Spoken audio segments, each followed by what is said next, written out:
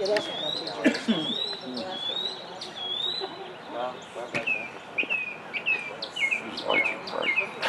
Huh? Hey, Jerry.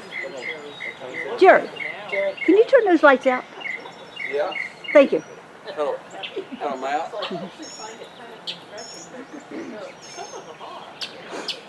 Everybody gonna stand still? You want me to get in for you? I'm good.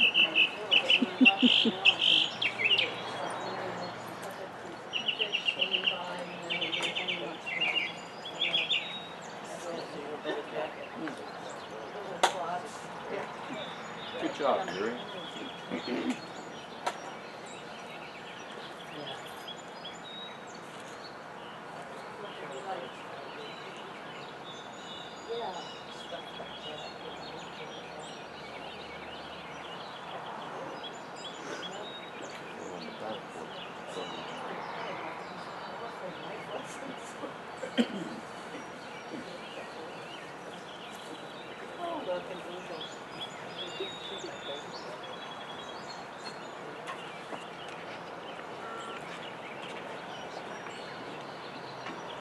Good morning to you all. Good morning. Morning. Better get this a little closer.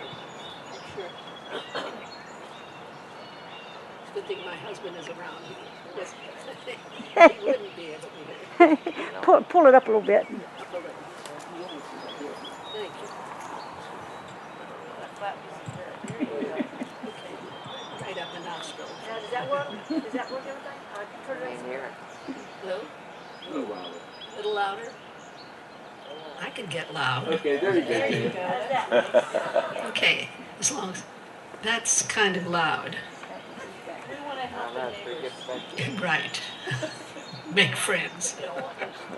Wake them up early in the morning. They want to sleep in. Is that better? Better? Yeah, Okay, that's that's good. that's good. That's good. Well, I want to welcome you. It's a beautiful day. It always seems to be such a wonderful, wonderful morning when we do our services outside on Easter morning. And there's the bird, or birds, singing. I wanted to ask those of you who might have smartphones to please put them on silent or turn them off if you don't mind. We don't have any orders of service this morning, but for those of you who do know it, I appreciate your saying, all of us saying together, our divine science statement of being. God is all, both invisible and visible. One presence, one mind, one power. Power is all. This one that is all is perfect life, perfect love, and perfect substance. I am the individualized expression of God, and am ever one with this perfect life, perfect love, and perfect substance. Good. I wanted to thank Wendy for being our guest musician this morning. She'll be performing just a little bit later. And we are going to have a communion service toward the end of our service this morning. Oh, I wanted to tell you all that on Friday, April 21st and 28th, I'm offering an invitation to join us for an orientation to divine science. That's a two-part class, and half one week and half the next.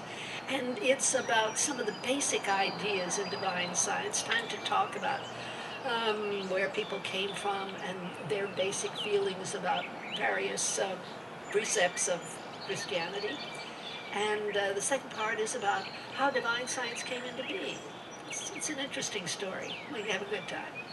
So there's going to be a sign-up sheet in the community room after a while, and those who might be interested are invited to just come and write it down and take part. We'll have a good time together. I wonder if we could say together the Lord's Prayer.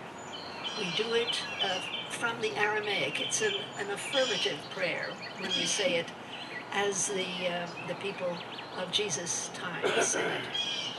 So, for those of you who remember how it goes, Our Father, which art in heaven, hallowed is thy name. Thy kingdom is come, thy will is done on earth as it is in heaven. Thou givest us this day our daily bread.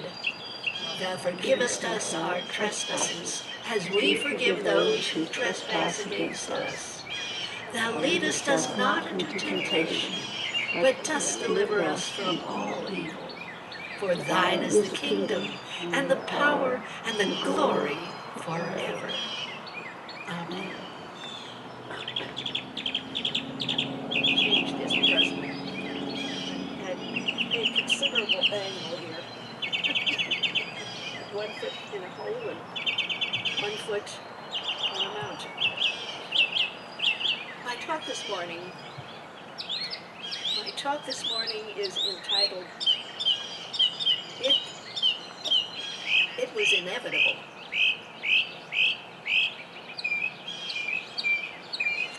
It was inevitable. Perhaps I should get this a little bit.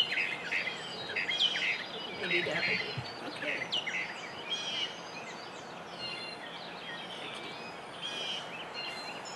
Well, the death and resurrection of Jesus Christ is a familiar story. Everybody's heard it so many times, but year after year, it is such a rich story.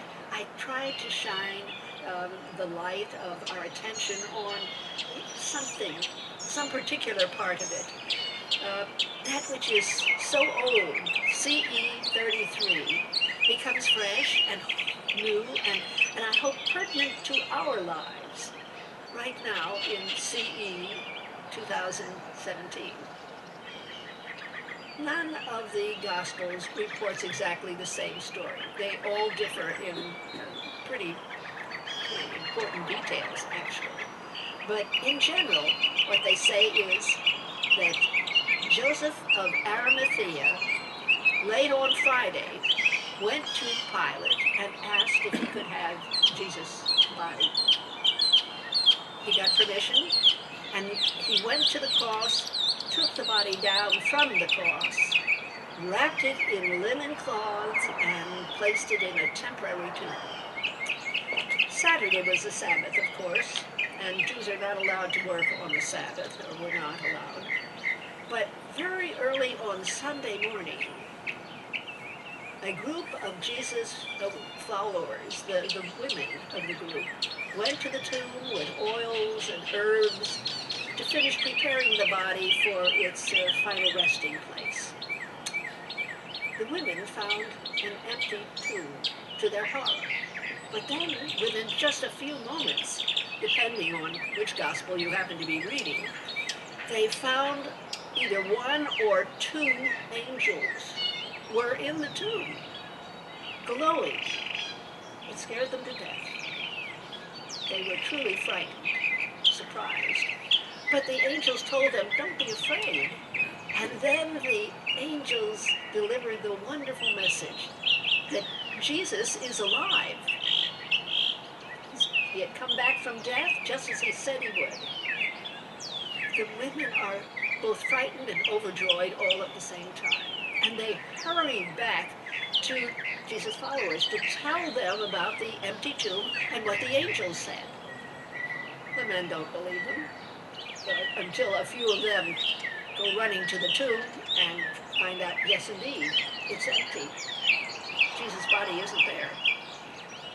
But soon after, Jesus begins appearing to them, both in groups and individually.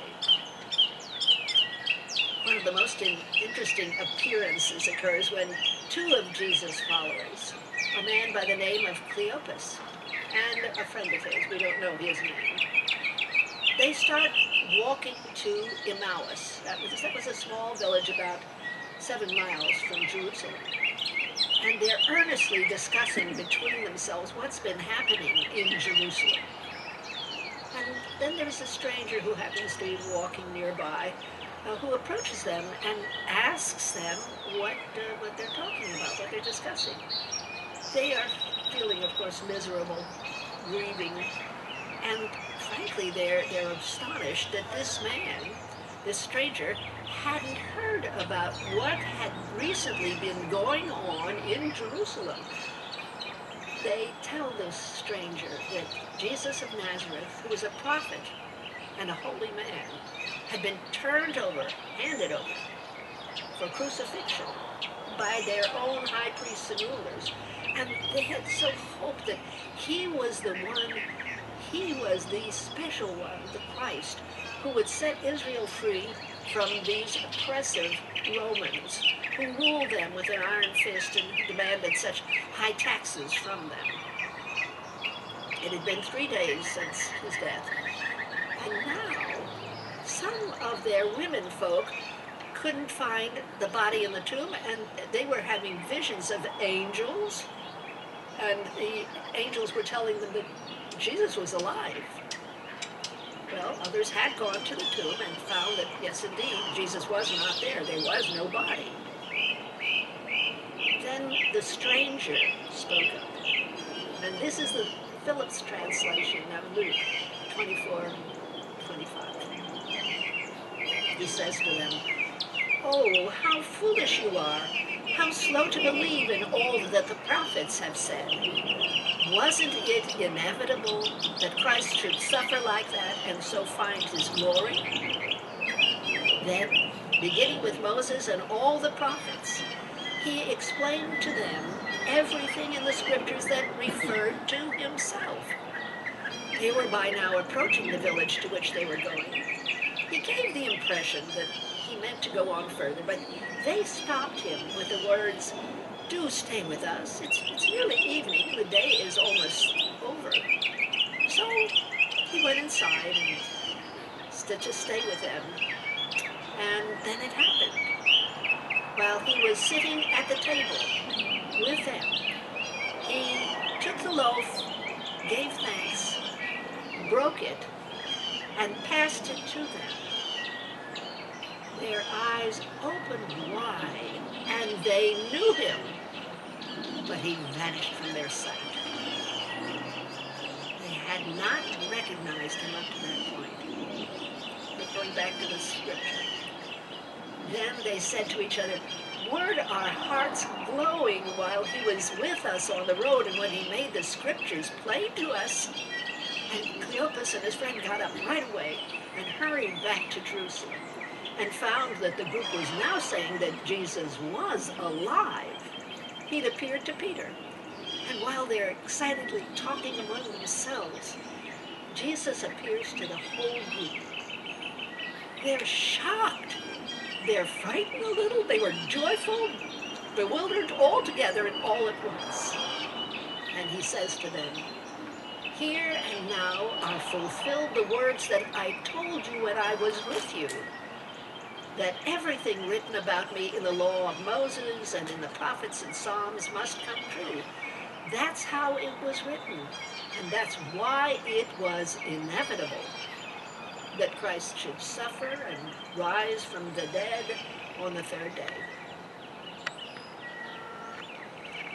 Perhaps you remember in the Gospel of John, it says that Mary was standing beside the tomb, empty tomb, weeping, sobbing, because his body wasn't there and she didn't know where it was. And she noticed someone standing fairly close to her, nearby, but she didn't recognize him. She thought he was the gardener, until he called her name, Mary. And then she recognized him. Mary, Cleopas, his friend, they had all known Jesus for 2 or 3 years.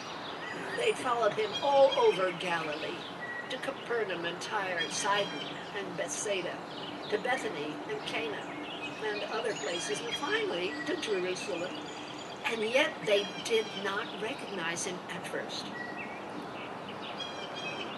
Jesus of Nazareth was the only fully Christed individual that we know of. Now, what do I mean by that? was a unique man who had a genius for spirituality.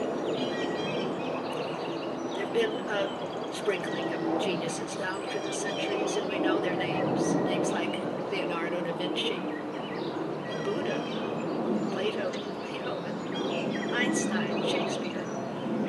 But Jesus' genius wasn't connected with the wisdom or the artistry of this world, or the desire to eliminate suffering from people's lives, as Buddha tried to do. It was based on his conscious connection to the invisible creator of the universe, to everything that that creator had put within this universe. Jesus was both a receiver and a conduit for the expression of wisdom, power, love, healing, knowledge, of forgiveness, compassion of every sort, and on and on. He expressed what he called the Christ qualities.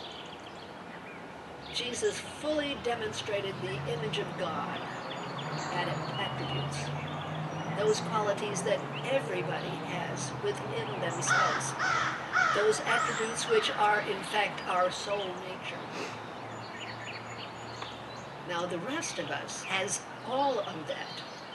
However, we don't express that soul nature fully, not yet. But many of us are trying to be all that we can be spiritually, because we're convinced that that's the reason why we're here on earth. We feel certain that emulating Jesus will result in a happier and a more inwardly satisfying life, a life that's greater and more wonderful to live, both inside of ourselves and in everything we do, everything we contact. We're convinced that we do reap what we sow. We have absolute faith that living lovingly, that is, looking for the good in every person, looking for the good in every situation or condition, certainly will heal the body. It helps to heal the emotions. It will heal finances and interpersonal relationships. It heals us completely. Cleopas and Cleopas and his friend and Mary didn't recognize Jesus at first. We want to do them one better. We need to make a focused effort to recognize the Christ that is the good, the image of God in every person we know, in every person we meet. We forget to be as sensitive, as to observe as closely when a person is making a real effort to express that Christ nature within them. Most people don't call it that, but we do. And whenever someone does something that is of service to someone else, they are expressing the Christ.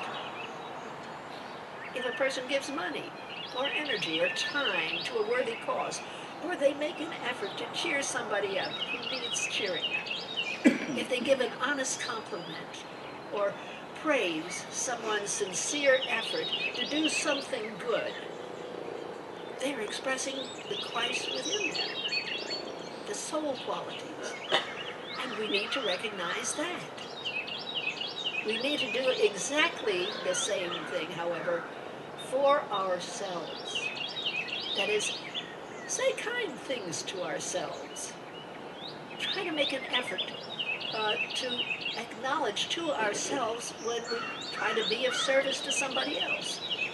It generates the most wonderful feeling within us when we notice that this is an effort. We have our mind on it. We please ourselves. Actually, we're physically releasing endorphins, happy substances, into our own bloodstream when we see the image of God in another person.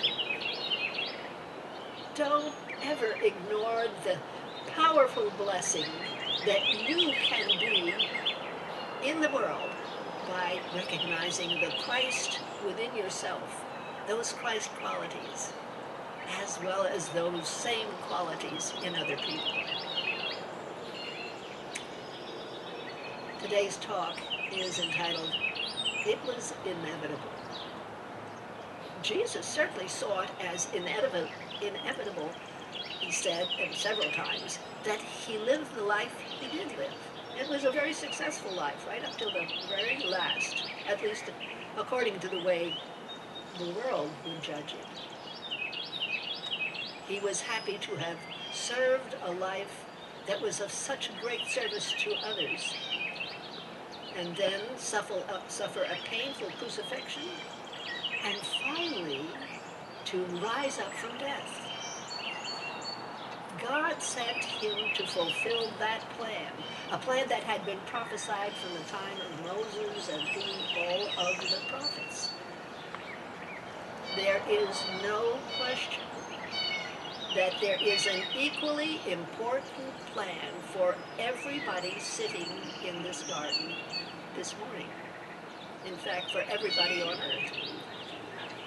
That plan includes rejoicing in and expressing your Christ nature more and more as you realize the importance, as you realize the powerful input it will bring to your life, the blessings that will come forth.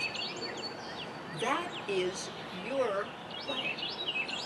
And it is as inevitable as was Jesus. Remember this. As you leave this movie, remember this.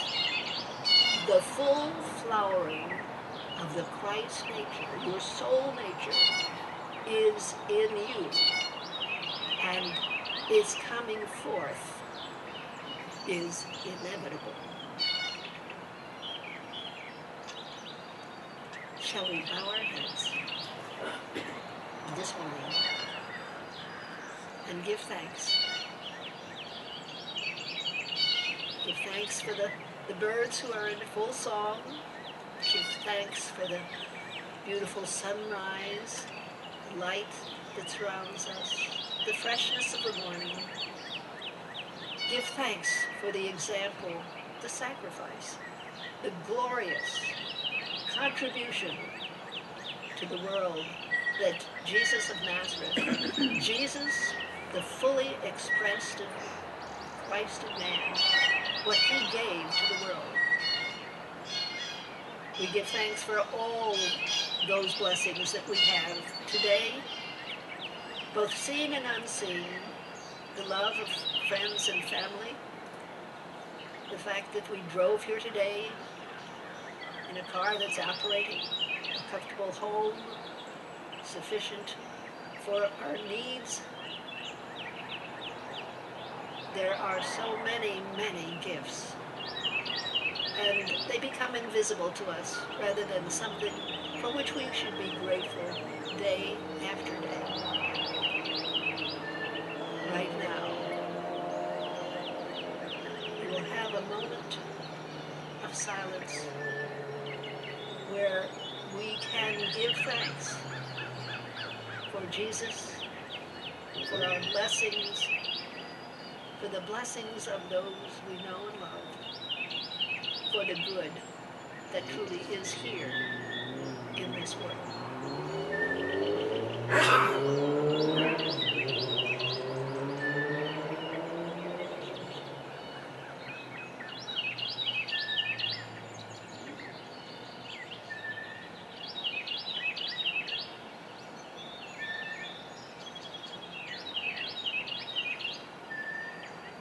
For this and so much more, because our gifts, our blessings are more numerous than we can imagine. We give thanks. Dear God, we give thanks.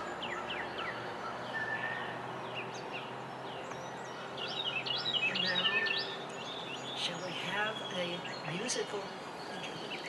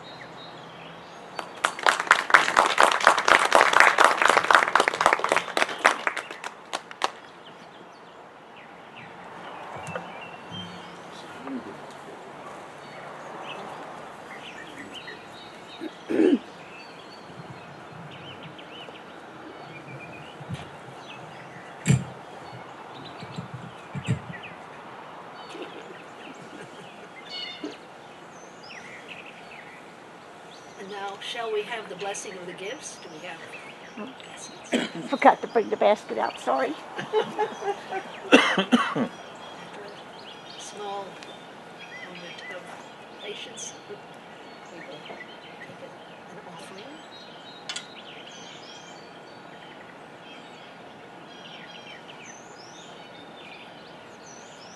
It's going to be a beautiful day.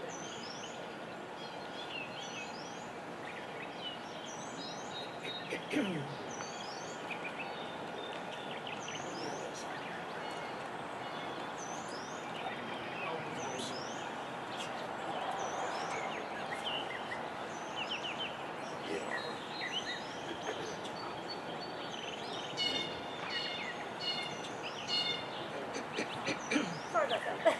Okay, thank you very much. Okay. For those of you who might remember it, chime along with me.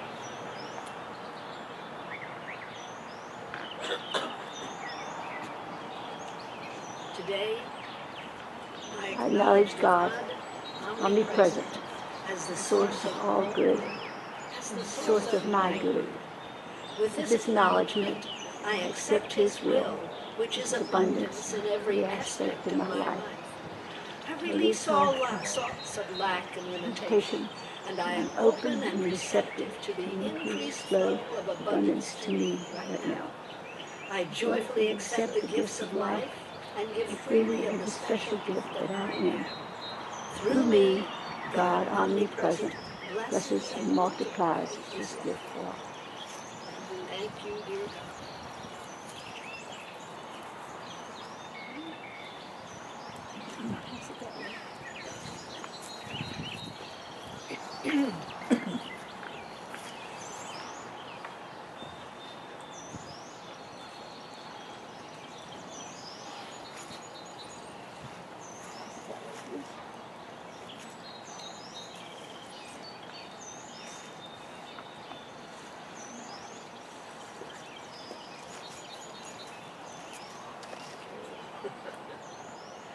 Well, would you come and help me?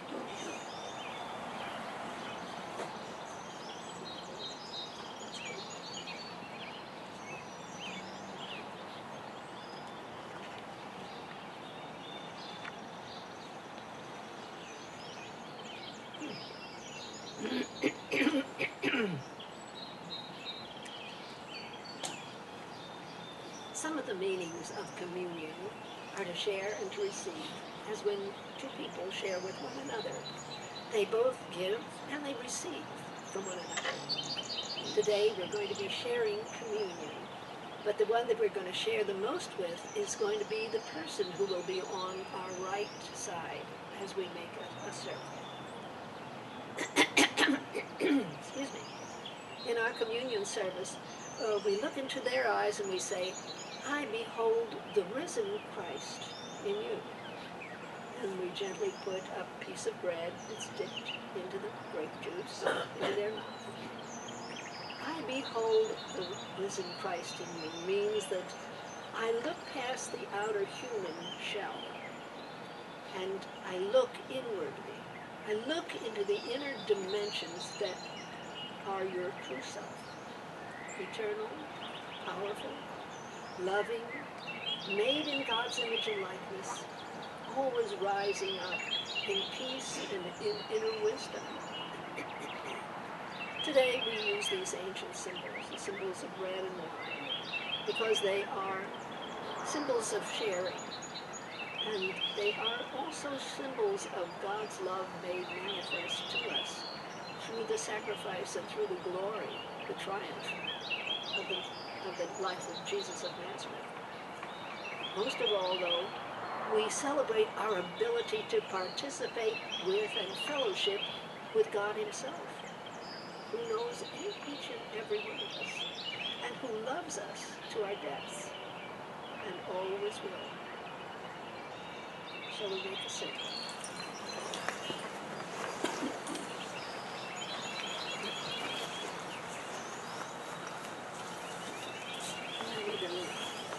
Good.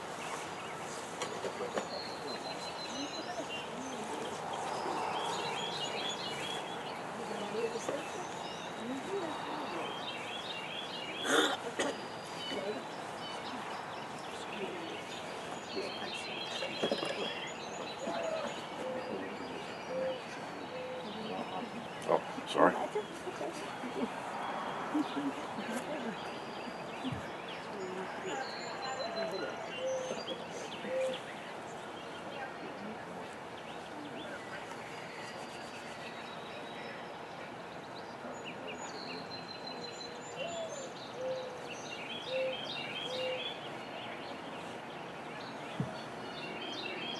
Behold the risen Christ in you. Oh, it's open up with my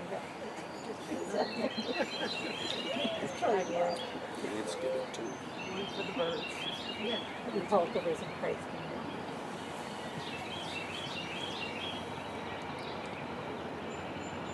Behold the risen Christ in you.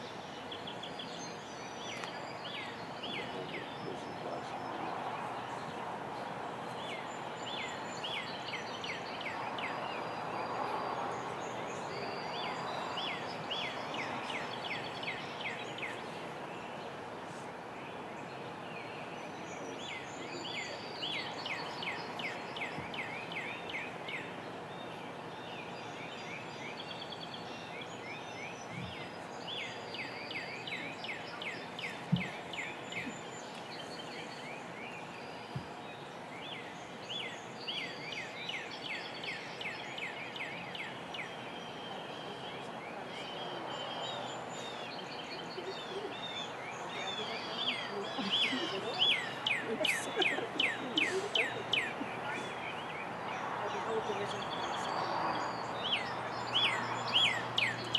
You may return to your seat.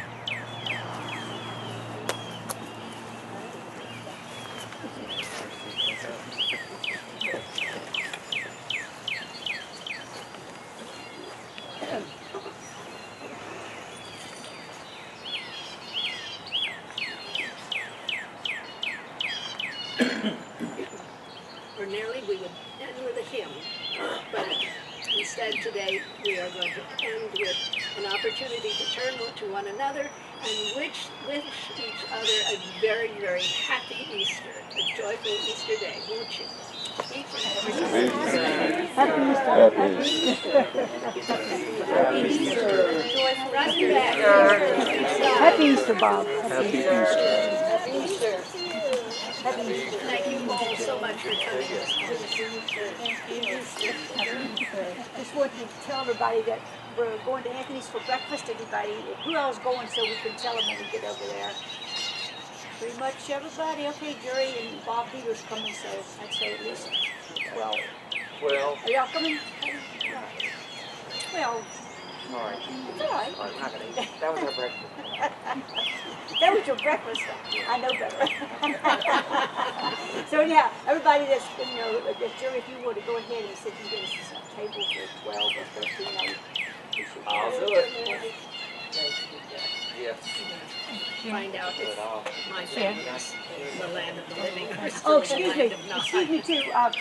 We have a little, the board has a little gift for everybody, so on your way out, pick up a box. Now, Ann made an announcement earlier. She said one of them's got a $100 bill in it, but don't hold your breath about that.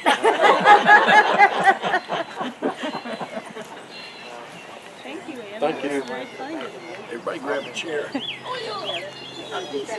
you doing, Martha?